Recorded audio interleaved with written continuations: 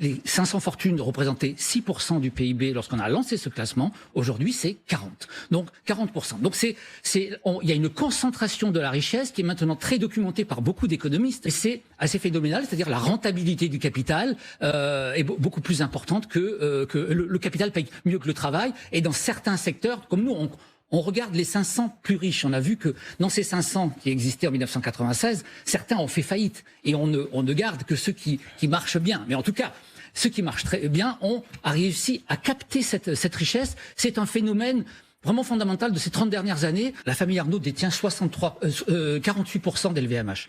La famille Hermès, c'est 63%. Ce sont les actions de la famille. Donc ce sont des individus dont la richesse a explosé, effectivement, grâce à la mondialisation. Mais donc, grâce à la mondialisation, c'est effectivement, ça réduit les inégalités mondiales. Mais en France, en tout cas, ces capitalistes ont vu leur richesse exploser. Et donc, si on compare au patrimoine moyen des Français, au revenu moyen des Français, tous les indicateurs montrent qu'il y a quand même une explosion. Donc, il faut se poser la question de comment la réduire, et beaucoup d'économistes planchent là-dessus, parce que effectivement, ces capitalistes-là sont français, il n'y a que des Français dans le classement, grâce à leurs investissements à l'étranger, voilà où est arrivée leur richesse. Donc il a 48% de sa société, si demain il a envie de vendre 10% parce qu'il a envie de faire autre chose, ben, il sera valorisé au cours de bourse. C'est quand même des actions, il sera taxé.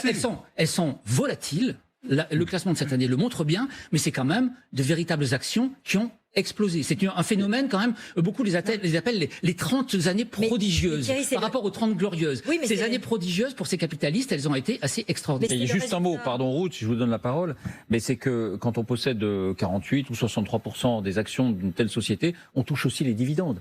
Les revenus du capital, et on imagine que ça représente aussi plusieurs milliards par an. Ça, c'est l'autre sujet que David, vous mettez sur la table, c'est le sujet fiscal. Parce que effectivement, LVMH, par exemple, la famille reçoit 3 milliards de dividendes par an. Ces dividendes ne sont pas taxés. Ils ne sont pas taxés, zéro impôt. Parce qu'ils sont logés dans la holding familiale, et donc en vertu, ils sont thésaurisés, et donc on ne touche pas. Ah, parce qu'elles ne sont pas réalisées. C'est ça, ils ne sont pas réalisés. Ah oui, donc, ils ne sont pas touchés. Sauf ils ne sont pas touchés, ça ne va pas dans leur poche. C'est très documenté actuellement, puisqu'il y a une étude d'économistes qui a montré qu'effectivement, en gros, les multimillionnaires ou les milliardaires de Challenge payaient 2 fois moins d'impôts que les millionnaires ou que la population en général. Parce que, effectivement, ce mécanisme, et le jour où elles sortiront de cette holding, pour qu'elles viennent dans leur poche, là, elles seront taxées. Sauf qu'il y a aussi beaucoup de mécanismes qui permettent aux riches de transmettre leur fortune. Ça, on le documente dans Challenge aussi, ce qu'on appelle le pacte du trade, etc. Ce qui fait qu'on se rend compte quand même qu'ils peuvent transmettre ces dividendes accumulés quasiment en franchise d'impôt. Donc le sujet fiscal qui est mis en évidence par des économistes comme Zuckman, il est réel. C'est-à-dire qu'on ne sait pas, on n'arrive pas à taxer ces milliardaires dont la fortune a explosé.